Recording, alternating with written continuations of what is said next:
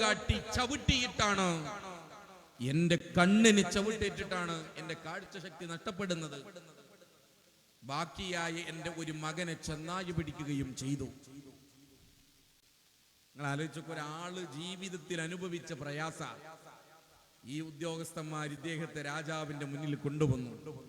രാജാവ് അദ്ദേഹത്തെയും കൂട്ടി നേരെ ഉറുവത്ത് ബിൻ സുബൈർ റളിയല്ലാഹു അൻഹുവിന്റെ അടുക്കലേക്ക്. ഉറുവത്തെ, നിങ്ങളുടെ ഒരു കാലല്ലേ നഷ്ടപ്പെട്ടിട്ടുള്ളൂ, നിങ്ങളുടെ ഒരു മകനല്ലേ മരണപ്പെട്ടിട്ടുള്ളൂ, ഈ സഹോദരന് ഒന്നും ബാക്കിയില്ല, ഈ സഹോദരനൊന്നും ബാക്കിയില്ല. കുടുംബവും വീടും നാടും സമ്പത്തും എല്ലാം നഷ്ടപ്പെട്ടു, 2 കണ്ണുകളും നഷ്ടപ്പെട്ടിരിക്കുന്നു. ആ സമയത്ത് ഉറുവത്ത് ബിൻ സുബൈർ റളിയല്ലാഹു അൻഹു പറഞ്ഞ മറുപടി, എന്റെ കാല് നഷ്ടപ്പെട്ടതിലോ എന്റെ മകനെ തിരിച്ചു വിളിച്ചതിലോ എനിക്ക് റബ്ബിനോട് പരാതിയില്ല, എനിക്കെന്റെ റബ്ബിനോട് പരാതിയില്ല. കാരണം 4 പ്രധാനപ്പെട്ട അവയവങ്ങൾ, 2 കാലും 2 കൈയും തന്ന റബ്ബ് കൂട്ടത്തിൽ 1 തിരിച്ചെടുത്തു. 7 ആൺമക്കളെ നൽകിയ ആ ആൺമക്കളുടെ കൂട്ടത്തിൽ ഒരു മോനെ റബ്ബ് തിരിച്ചെടുത്തു. സങ്കടമുണ്ട്, പക്ഷേ എനിക്കതിൽ പരാതിയില്ല. നോക്കൂ നിങ്ങൾ, ഇതൊരു വിശ്വാസികളുടെ വിശ്വാസമായിരുന്നു. പരീക്ഷണങ്ങളെ സ്വീകരിച്ചേ പറ്റൂ. ഞാൻ പറഞ്ഞില്ല, ഇവിടെ ഒരു മഴയാണ്, നാട്ടിൽ മഴ പെയ്തുകൊണ്ടേയിരിക്കുന്നു. മാരകമായ പരീക്ഷണങ്ങളിൽ നിന്ന് പടച്ചറബ് നമ്മളെ കാത്തിരക്ഷിക്കുമാറാവട്ടെ. മഴയാണ് പ്രിയപ്പെട്ടവരെ. പോത്തുകല്ലിൽ ഒരു ഉമ്മയെ കാണാൻ ചെന്ന സമയത്ത് ആ ഉമ്മ നമ്മുടെ ഈലാഫിന്റെ പ്രവർത്തകരുടെ കൈക്ക് പിടിച്ചിട്ട് പറഞ്ഞത്, എന്റെ മോൻ മരിച്ചതല്ല പ്രശ്നം, എന്റെ കൺമുന്നിൽ വെച്ച് മകന്റെ തലയിലേക്ക് മണ്ണ് വീഴുമ്പോ മരിച്ചു എന്ന് എനിക്ക് ഉറപ്പാ, പക്ഷെ അവന്റെ മയ്യത്ത് എനിക്ക് കാണാൻ കഴിഞ്ഞില്ലല്ലോ. ഇന്നും പാതാറിലെ 12ഓളം മയ്യത്തുകൾ ലഭ്യമായിട്ടില്ല പ്രിയപ്പെട്ടവരെ. അല്ലാഹുവിന്റെ പരീക്ഷണങ്ങൾ, ആ പരീക്ഷണങ്ങളെയൊക്കെ നമ്മൾ സ്വീകരിക്കേണ്ടി വരും. 100 മീറ്റർ അപ്പുറത്ത് വാപ്പയുടെ മയ്യത്ത് വെച്ച്, വാപ്പാന്റെ മയ്യത്ത് 100 മീറ്റർ അപ്പുറം, മക്കൾ ഇവിടെ 3 ആള് നിന്ന് മയ്യത്ത് നമസ്കരിച്ചു. കോഴിക്കോട് കണ്ണമ്പറമ്പ് ഖബർസ്ഥാനിൽ. എന്താ, നിപ്പ വന്നപ്പോ അന്ന് നമുക്ക് പൂച്ചയെ പേടിയ, എലിയെ പേടിയ, വവ്വാലിനെ പേടിയ. പ്രിയപ്പെട്ടവരെ, ആ സമയത്ത് ഒരു വിശ്വാസിയെ സംബന്ധിച്ചിടത്തോളം അതൊരു പരീക്ഷണമായി നമ്മൾ തിരിച്ചറിയണം. റബ്ബിന്റെ പരീക്ഷണങ്ങളെ അത് സ്വീകരിക്കേണ്ടതുണ്ട് എന്ന്. ലോകത്ത് ഏറ്റവും കൂടുതൽ പരീക്ഷിക്കപ്പെട്ടതാരാണ്? അഷ്റഫുൽ ഖൽഖ് മുത്ത് മുഹമ്മദ് മുസ്തഫ സല്ലല്ലാഹു അലൈഹി വസല്ലം. റസൂലുള്ള നമ്മുടെ നാട്ടിൽ ജനിച്ചു വീണിരുന്നെങ്കിൽ ഏതെങ്കിലും ഒരു യതീംഖാനയിൽ വളരേണ്ടി വരും, അല്ലേ? ജനിക്കുന്ന സമയത്ത് വാപ്പയെ കാണാത്ത റസൂലുള്ള എഴുന്നേറ്റ് നടക്കാൻ പ്രായമാകുമ്പോഴേക്ക് ഉമ്മ ഈ ലോകത്തോട് വിട പറയുന്നു. തന്നെ സംരക്ഷിച്ച മൂത്താപ്പയും തന്നെ വളർത്തിക്കൊണ്ടുവന്ന വല്ലുപ്പയും ഈ ലോകത്തോട് വിട പറയുന്നു. തന്നെ അൽ അമീൻ എന്ന് വിളിച്ച് ആദരിച്ചവർ, ബഹുമാനിച്ചവർ, അവർ മജ്നൂൻ, ഭ്രാന്തൻ എന്ന് വിളിച്ച് കളിയാക്കുന്നു. സുജൂദിൽ കടന്ന് പ്രാർത്ഥിക്കുമ്പോ ഒട്ടകത്തിന്റെ ചീഞ്ഞളിഞ്ഞ കുടൽമാല തലയിലേക്ക്, കഴുത്തിലേക്ക് വലിച്ചെറിയുന്നു. സ്വഹാബത്ത് പോലും തിരിഞ്ഞു നോക്കാൻ ഭയപ്പെടുന്ന ഒരു സമയം. അത്രയും ഒരു ചീഞ്ഞളിഞ്ഞ കുടൽമാല എന്ന് പറഞ്ഞാൽ നമ്മൾ പശുവിനെ അറക്കണ സ്ഥലത്ത് ചെന്ന് സാധാരണ ഒരു കുടൽമാല പോലും ഒക്കെ കാണാൻ കഴിയില്ല. അപ്പോഴാണ് 9 വയസ്സ് പ്രായമുള്ള തന്റെ കൽബിന്റെ കഷ്ണമെന്ന് പരിചയപ്പെടുത്തിയ ഫാത്തിമ ബീബി റളിയല്ലാഹു അൻഹ മുന്നിലേക്ക് കടന്നു വന്ന് വാപ്പയുടെ തലയിൽ നിന്ന് ചീഞ്ഞളിഞ്ഞ കുടൽമാല എടുത്തു മാറ്റുന്നത്. അങ്ങനെ പരീക്ഷണങ്ങൾ. ജനിച്ച നാട്ടിൽ ജീവിക്കാൻ വയ്യ. അവസാനം മദീനയിലേക്ക് ഹിജറ പോകുന്നു. അതിനു മുമ്പ് ഉമ്മയുടെ നാടായ ത്വായിഫിലേക്ക് നാടുവിട്ടു. ഉമ്മയുടെ നാട്ടുകാർ കല്ലെറിഞ്ഞോടിച്ചു.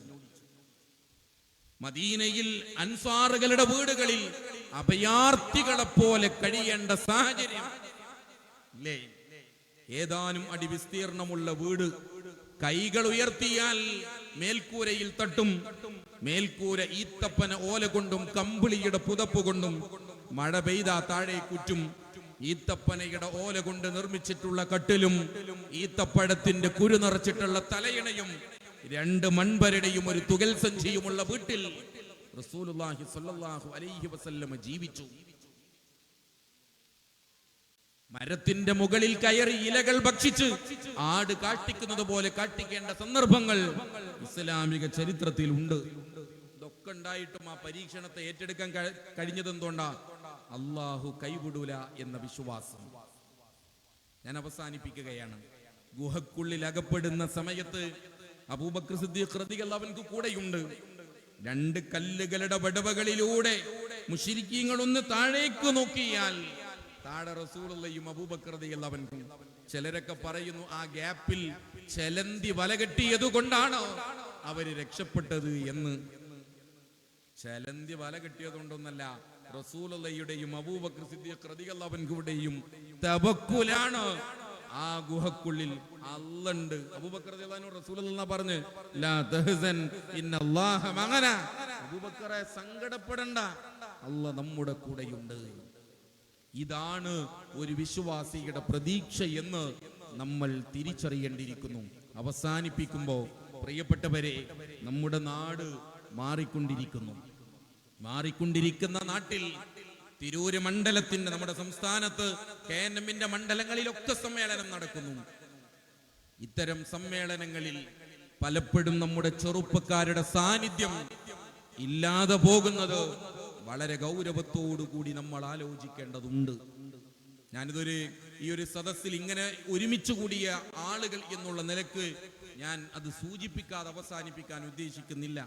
1993 ശിബു ചക്രവർത്തി എഴുതിയ ഒരു ഗാനം, അന്ന് അത് കേവലം ഒരു കവിതയായിരുന്നെങ്കിൽ പിന്നീട് അതൊരു ചലച്ചിത്ര ഗാനമായി മാറുകയാണ്. ലോകത്തിന്റെ ഒരവസ്ഥ. പാറി നടക്കും പറവകളൊന്നും വേളി കഴിക്കാറില്ല, പാറി നടക്കുന്ന പക്ഷികളൊന്നും കല്യാണം കഴിക്കാറില്ല, തൊട്ടില് വേണ്ട താരാട്ടെന്തിന് കുട്ടികളും ഇനി വേണ്ട എന്ന് പറഞ്ഞ കല്യാണം കഴിഞ്ഞാൽ തൊട്ടില് വേണ്ട, കുട്ടികൾ വേണ്ട, കുട്ടികളില്ലെങ്കിൽ പിന്നെ താരാട്ടും പാടണ്ടല്ലോ. പിന്നെ പാടുന്ന വരി എന്താണെന്നറിയോ? ഒത്തുകഴിഞ്ഞ് മടുത്താൽ പിന്നെ ഗുഡ് ബൈ ചൊല്ലി പിരിയാം. ഒത്തുകഴിഞ്ഞ് മടുത്താൽ പിന്നെ ഗുഡ് ബൈ ചൊല്ലി പിരിയാം. 4-5 കൊല്ലം കല്യാണം കഴിക്കാതെ ഒരുമിച്ച് ജീവിച്ച് മടുത്തു എന്ന് തോന്നിയ ഗുഡ് ബൈ, സ്ഥലം വിടാം. ഇത് 1993 ഒരു പാട്ടായിരുന്നെങ്കിൽ 2025 ഇത് ജീവിതമാണ്. 2025 ഇത് ജീവിതമാണ്. ഒരു സുഹൃത്തനോട് പറഞ്ഞു, ഞാനിപ്പോ പ്രാർത്ഥിക്കുന്നത് എന്റെ മകൻ പ്രേമിക്കുന്നത് ഒരു പെണ്ണിനെ ആയാൽ മതി എന്നാണ്. എന്റെ മകൻ പ്രേമിക്കുന്നത് ഒരു പെണ്ണിനെ ആയാൽ മതി എന്നാണ് ഞാനിപ്പോ പ്രാർത്ഥിക്കുന്നത്. എന്താ? ആണും തമ്മിൽ കല്യാണം നടക്കുന്നു, പെണ്ണും തമ്മിൽ കല്യാണം നടക്കുന്നു. ആ ഒരവസ്ഥയിലേക്ക് നാട് മാറുമ്പോ പ്രിയപ്പെട്ടവരെ, എന്തേ ഇസ്ലാമിക സദസ്സിൽ നമ്മളെ മക്കളില്ലാതെ പോയത്? പണ്ടൊക്കെ നമ്മൾ കല്യാണം ചെയ്യുമ്പോൾ ഓൻ MA ആണ്, ഓൻ MBA ആണ്, ഓൻ LLB ആണ് എന്ന് പറഞ്ഞിടത്ത് ഇന്ന് ഓൻ MDMA ആണെന്ന് പറയേണ്ട ഗതികേട് വന്നില്ലേ? അവിടേക്ക് ഈ സമൂഹം മാറ്റപ്പെട്ടു പോകുന്നു. നമ്മൾ പറയണം, എന്റെ മക്കൾ അവിടെ ഇല്ലെന്ന് പറയാൻ വാപ്പയുടെ കൂടെ നമുക്ക് നമ്മുടെ മക്കളെ കൂടെ ചേർത്ത് പിടിക്കാൻ കഴിയണം. മക്കളെ നമ്മുടെ കൂടെ ചേർത്ത് പിടിക്കാൻ അത് നമ്മുടെ അഭിമാനമാകണം. എന്റെ മക്കൾ ദീനിന്റെ പരിസരത്ത് നിന്ന് മാറില്ല. എന്റെ വീട്ടിൽ വളരുന്ന മക്കൾ അവർ ഇത്തരം സദസ്സുകളിലേക്ക് ഒറ്റ പരിഹാരമേ ഉള്ളൂ. നമ്മൾ പോണ ക്യാമ്പിൽ മക്കളുണ്ടാവണം, നമ്മൾ പോകുന്ന KNM-ൽ മക്കളുണ്ടാവണം,